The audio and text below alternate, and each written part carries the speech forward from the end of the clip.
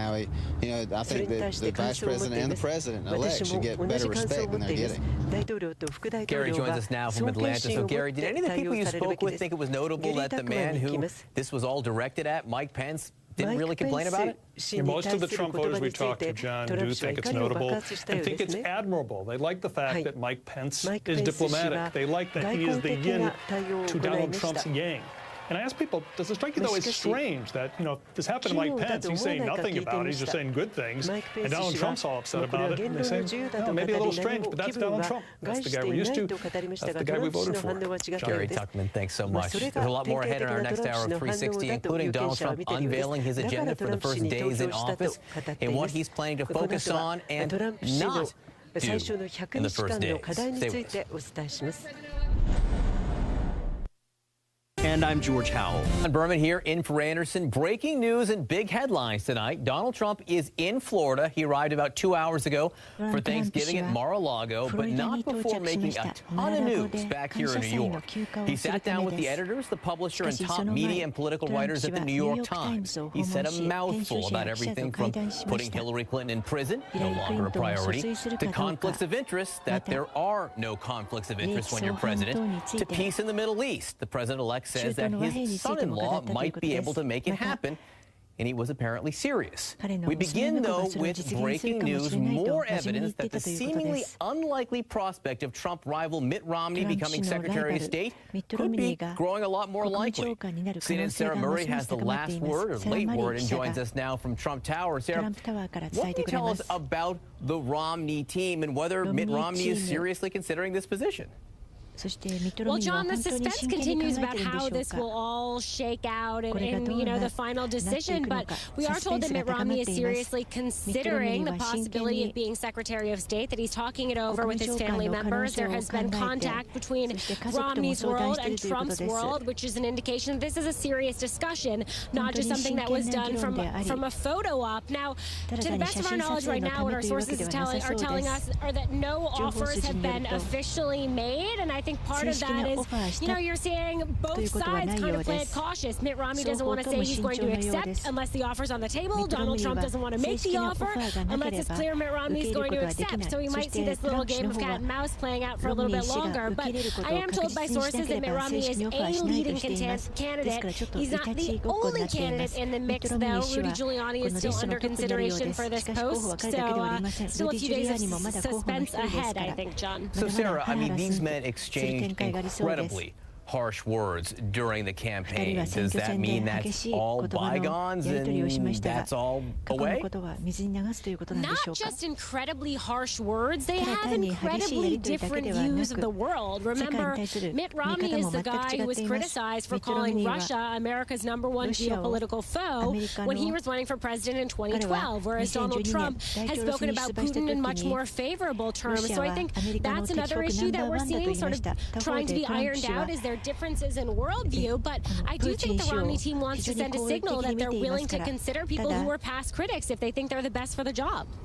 Sarah Murray, it is fascinating. A lot of discussions will be had over some Thanksgiving tables with the Trump family and the Romney family. Now, Donald Trump's session with the New York Times, all the news that's fit to print on that. CNN political analyst and New York Times presidential campaign correspondent Maggie Haberman, she was in the room. She was tweeting all about it. Maggie joins us by phone right now. Maggie, first of all, what was the atmosphere like inside that room, especially given the fact that that Donald Trump had sort of canceled the meeting on Twitter and then decided to uncancel the meeting, and the fact that he actually went to the New York Times instead of the usual, which is have everyone come to him in Trump Tower? John, thanks, among other things, for taking me by phone. It was a very cordial meeting. Look, he started out defensive. His arms were crossed very tightly as he delivered a pretty calm in tone diatribe against our coverage, said that he thought that of all the papers that we had been the most unfair. It was very tough, that we were the toughest. And then said, and this is what surprised me, that he believed that having a good relationship with us would make governing easier for him in terms of what he would like to do. And it went forward from there. And after that, he loosened up. He was very engaged. He was, as he often is in these meetings, very charming. Look, the New York Times is still his hometown paper, and it has a different place for him. and sort of always has throughout this campaign. But we covered an enormous amount of ground about where his head is right now. You covered a lot of ground, made a lot of news during this. You were live tweeting during this meeting. I'm just curious what you thought the biggest piece of news to come out of it was. Sure. I mean, I think two things. I think that him sort of retreating from some of the most extreme positions he had taken, and again, the retreating, I'm still not quite clear where he is on some of them, but on climate change, he allowed for the possibility, said he thinks there is some connectivity, was his word, between humans and climate change. That's very different than what he had said. He had this tweet many years ago, or not that many, but a number of years ago, about how climate change was some kind of a hoax. And he suggested that he was open to the Paris Accords. He was a little more muted on that. He also basically said, yes, I'm still at my business. I'm still doing things, and declared that it's not possible for the president to have a conflict of interest just because anything could be a conflict of interest. It's a pretty breathtaking statement. I mean, he said, and he is correct, that we have never had a situation with an incoming president with as sprawling a set of business entanglements as he has. Doesn't mean that the real estate holdings are vast or that the empire is vast, as I have seen one critic talk about it on Twitter, but it does mean there are a lot of different complications. He used during the campaign the phrase blind trust. Put in a blind trust and my children will run it. Those two things are mutually exclusive. A blind trust is not run by your children. And he dropped the blind trust today. He didn't say it at all. He made clear he's quote-unquote phasing out, as he said, sort of overseeing most of the business. It's interesting, though, that he's willing to give on issues of climate change, for instance, at least open the door on that, but not willing to open the door at all or give at all on the issue of potential conflicts of interest. He seems pretty dug in here. Yeah, I mean, he was not hearing any of it, and it's ironic, especially as I was listening to Sarah speaking just now, and I have very similar reporting about where Romney stands in all of this. The main objection within the Trump campaign, and there are two camps. There's a Rudy camp and a Mitt Romney camp. The objection to Rudy is about betting over business conflicts of interest and ties. So it's kind of ironic as we are exploring what goes on with Trump and him basically saying, it sort of doesn't matter. I can't be held to that. He also said it when I asked him about what role he saw for his son-in-law, Jared Kushner, in the administration, which, he is said to want him to do something. And he basically said, I'm probably not going to do something like that because I don't want to open Jared up to criticism. But then went on to suggest that, there still wouldn't be a problem with it. And when I pointed out there are anti-nepotism laws, he sort of brushed right past that.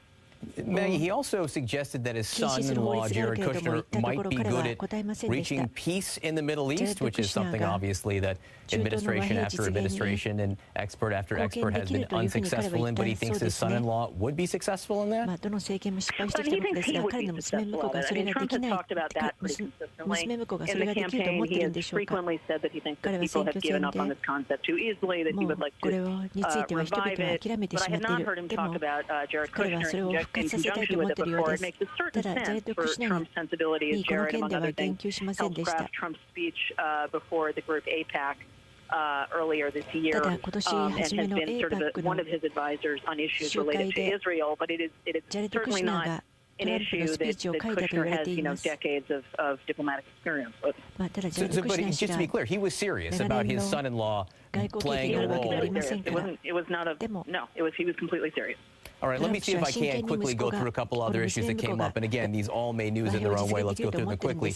You asked him all, the paper, everyone there asked him about the alt-right and these racist groups that met over the weekend. This one racist group, neo-Nazi group, white supremacist group that met over the weekend. And you tweeted, Trump on alt-right supporters is not a group I want to energize. And if they are energized, I want to look into it and find out why. So this was Trump finally, after days, directly addressing this and denouncing it. Yes? Sure, except I don't know what it means, in the sense that he said that if he had learned that Steve Bannon was, connected to quote-unquote alt-right, I mean, this was his phrasing, then I wouldn't even have him work here. I mean, Bannon said in July that Breitbart is platform for the alt-right. So, Trump said something like, I want to know if stuff comes up, bring it to my attention. So it is true that he has disavowed it.